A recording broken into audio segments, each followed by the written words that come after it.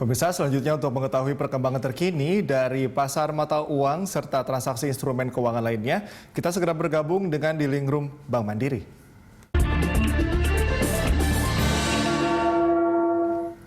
Kita telah terhubung dengan senior kuantitatif analis Bank Mandiri, Reni Eka Putri. Selamat pagi, Mbak Reni.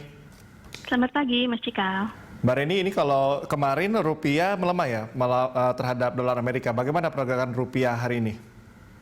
Iya, kalau perdagangan kemarin kita lihat memang rupiah itu range-nya sempit ya. Perdagangannya tuh hanya sekitar 30-40 poin dalam satu hari dan levelnya sendiri masih relatif stabil ya, masih di kisaran 14.100-an. Jadi kalau pagi hari ini pun kita lihat rupiah sudah dibuka ya di level 14.100 dan perkiraan kami sepanjang hari masih akan bergerak sideways ya untuk hari ini.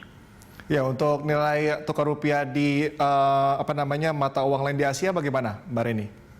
Kalau untuk mata uang rupiah terhadap Asia ya, karena penguatan mata uang regional ini masih berlanjut terhadap US dollar, kemudian kalau kita pantau dari sisi yuan China, kemudian ringgit Malaysia, dan juga dolar Singapura ini masih menguat lebih besar dibandingkan penguatan rupiah terhadap US dollar. Jadi kalau kita bandingkan antara rupiah terhadap mata uang Asia ini masih sedikit lebih lemah. Kemudian kalau dari sisi sentimen sendiri memang untuk saat ini dari rupiah terjadi capital outflow ya di pasar domestik sehingga sedikit menekan performa dari rupiah sendiri. Namun kami melihat kondisi ini masih dapat bertahan ya sampai akhir tahun sehingga rupiah masih akan tetap bisa mempertahankan posisinya sesuai nilai fundamentalnya saat ini. Sebenarnya dukungan dari tren penurunan US dollar ini memang masih berlanjut sehingga dapat mendukung penguatan dari rupiah dan juga regional currencies ya. Jadi kalau kita tahu untuk USD index saat ini levelnya masih ada di level 90,7 dan ini adalah level yang cukup rendah ya selama beberapa tahun terakhir. Oke, untuk pengadaan vaksin COVID-19 sendiri, kalau dari IHSG ini akan menjadi salah satu katalis utama. Lalu bagaimana pengaruhnya terhadap rupiah?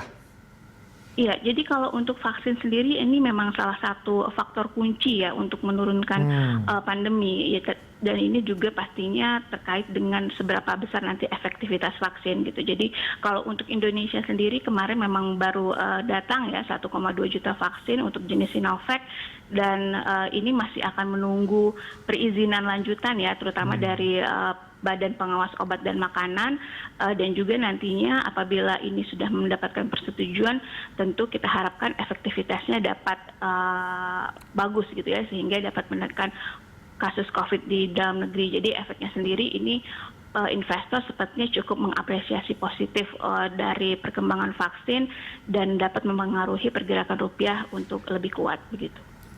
Oke, penjualan retail RI merosot, Mbak Reni, apakah ini masih menjadi penekan pergerakan rupiah? Iya, kalau ini kita memang sudah ekspektasikan ya, mengingat memang untuk kondisi kuartal keempat ini meskipun memang lebih baik dibandingkan dengan kuartal 2, namun aktivitas bisnis itu tidak sepenuhnya normal gitu ya. Jadi untuk daya beli masyarakat pun masih cenderung turun, terutama penjualan retail yang kemarin turun hampir 15% ya pada bulan Oktober.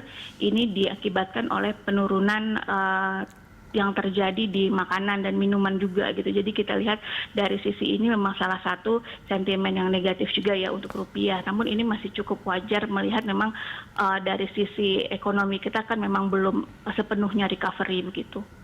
Oke, indeks keyakinan konsumen pada November 2020 ini naik 92, seberapa signifikan pengaruhnya terhadap rupiah?